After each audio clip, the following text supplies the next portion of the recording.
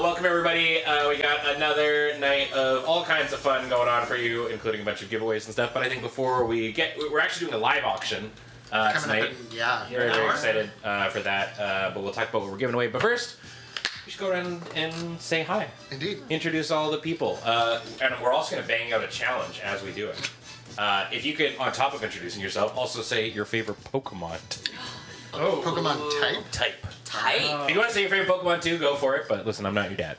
Ian? Sorry. I'll get the easy part out of the way first. Exactly.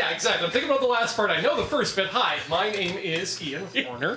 I am a member of Night Watch and a member of Loading Ready Run. You can watch us when we're not here. But if you do feel the need to refer to me by something other than my name, I would suggest he, him, or they.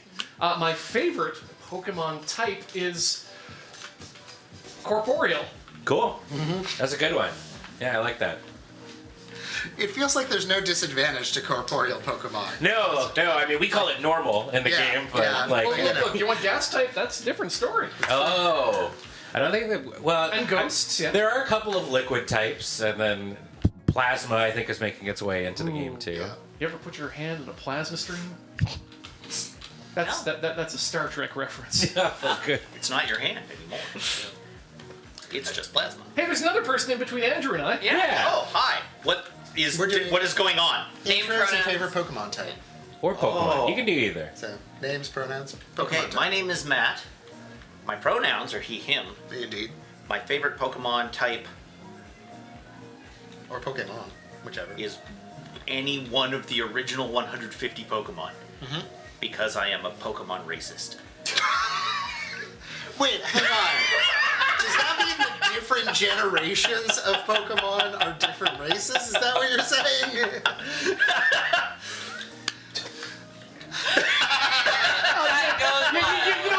Let's just go with this, man. You know what? I'm from a different generation and times were different then. Okay, so later on tonight, Matt will be rating the very different Pokemon generations. Yeah. Matt, you were setting us off on an interesting precedent. Somehow your follow-up statement made it worse, too. You can't teach an old Clefairy new tricks, Ben. You can. They literally gave it a mega this generation. They literally can. Spoilers, I guess. And Sorry. quite frankly, it's 2025.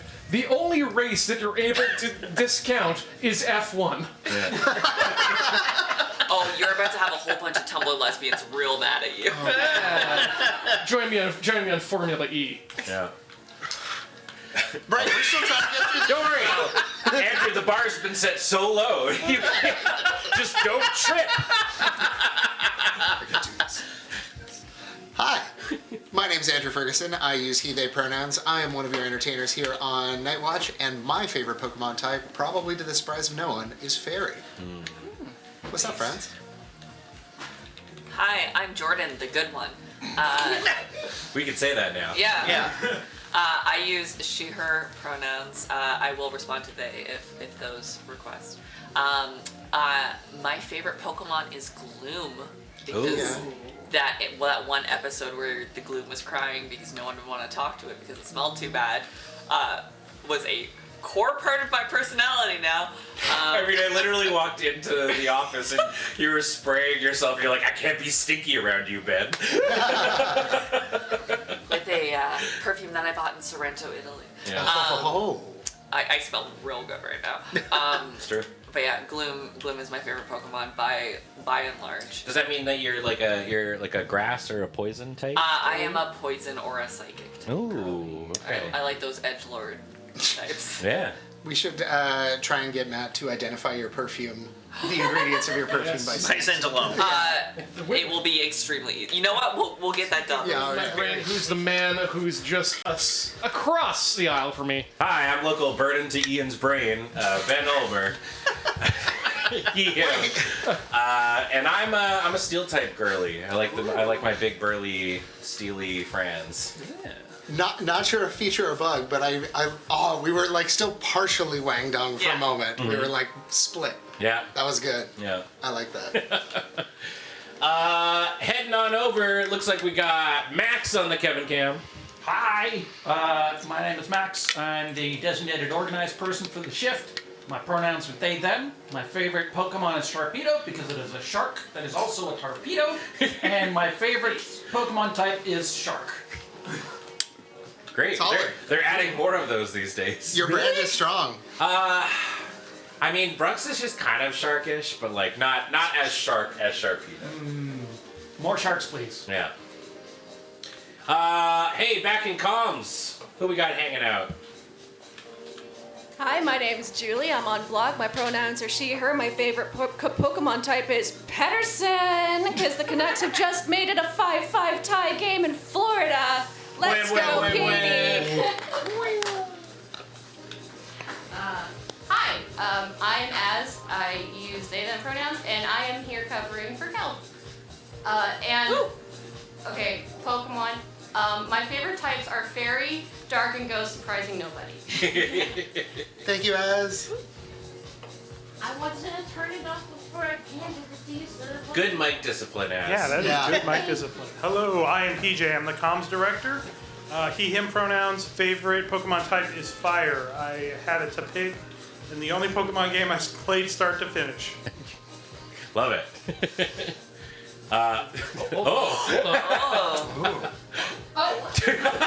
mic discipline.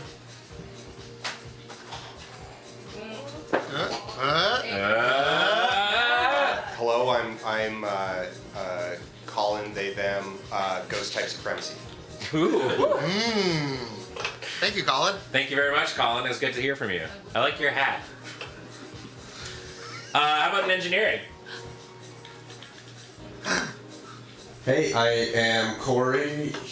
I was definitely a truck kid, so can't hold the top button. Fire. His favorite and I got all of what you were saying. I think he said his favorite Pokemon type was Truck. That's what I heard too.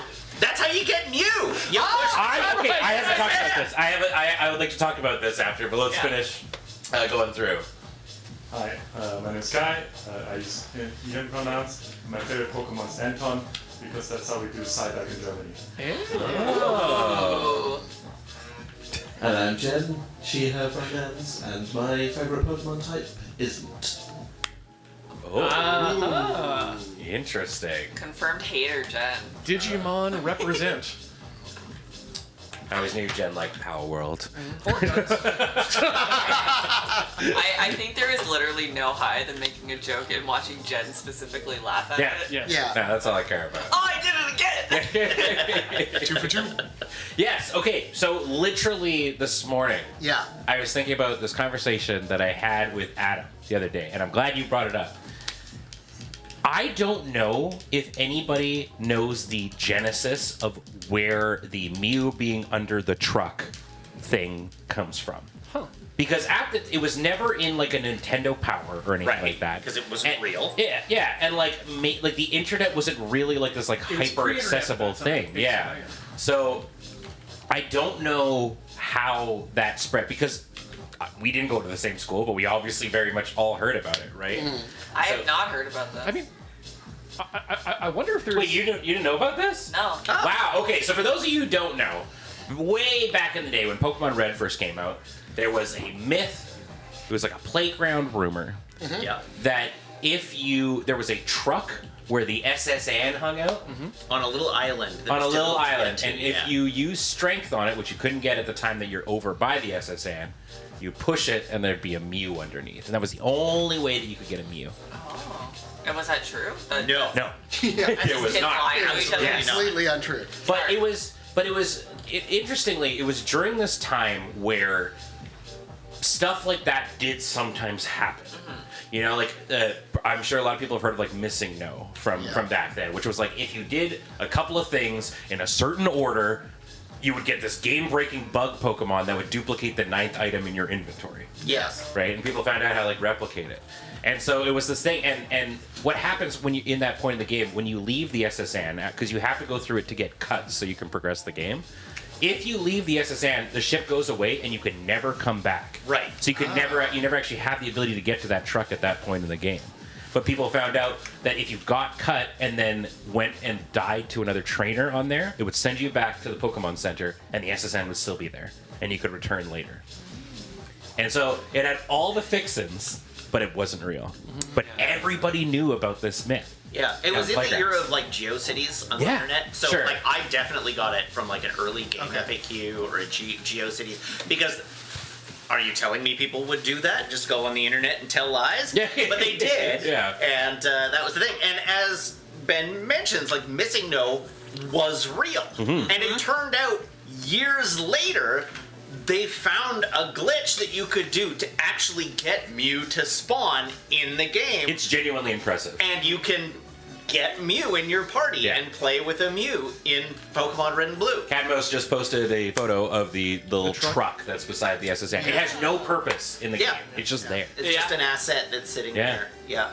Yeah, and I don't know. I was just thinking about like it today, and it's so interesting that it's because it wasn't like, especially kids on the play, like at least for me anyway, like I was not on the computer when that was coming But out. that's the thing. You absolutely had to spread this in physical manners. Yes. Yeah. And that means it, A, should be traceable, but B, also meant that it was very difficult to spread this same sort of information across an entire continent of kids. Like, it has to spread at places like summer camp or Christmas vacations where you fly across state from school to school. Yeah. And like a young kid who's not on the internet hears it from their older brother who has seen it on the internet, but even their older brother is like, I can't get it to work. It's on the internet. It must be true. Well, I had my uncle who worked for Nintendo told me it's not true, that's not something that could happen. Yeah. It's just super missing number is real, and my friend. Spread across multiple contents, yes. I'm just talking about the English language, because the minute you start adding language changes to this, it gets even more interesting to see how this... It was everywhere. Hey, you want to know what a meme is? That's what a meme is. A self-replicating idea. So I think I messed up the ecosystem because I was that kid. But I didn't care about Pokemon outside of the anime. So any of that sort of thing, I was like, I didn't get it off of Quizilla. I'm going to tell everybody that Sasuke thinks that he has a crush on me, and then that's the only rumor that goes around at my school. Sorry, I had something else, but now just as a quick question. Does anyone know the Nintendo power line, the hotline number to call to get tips? Not off the top. And if we can look it up, should we give it a call? That sounds fun. Find out how to get Peekaboo. Or at least ask them how to get... That is definitely one of my favorite crap shots of like the Graham is like the hotline for like King's Quest or whatever. Right. Googling frantically. Hey, Ian. Since we don't know where this originated, this Pokemon rumor, but there are copies everywhere. In addition to it being a meme, could you also argue that it is a standalone complex? I'm just going to become one of those deaf blind people. All right, Erica, do you have a favorite Pokemon type? A favorite Pokemon type? Yeah. Or a favorite Pokemon. Or a favorite Pokemon. My favorite Pokemon is Sandshrew. My favorite Pokemon type is probably Fire, though. Cool. Yeah. I always pick the Fire starter. Nice. Yeah. And if you would like my serious answer for Pokemon type, it's Water, for reasons entirely unrelated to Vaporeon. I'm not going to ask Matt Pokemon questions anymore. Either get something really sketchy or something about racism. So. Instead, what we're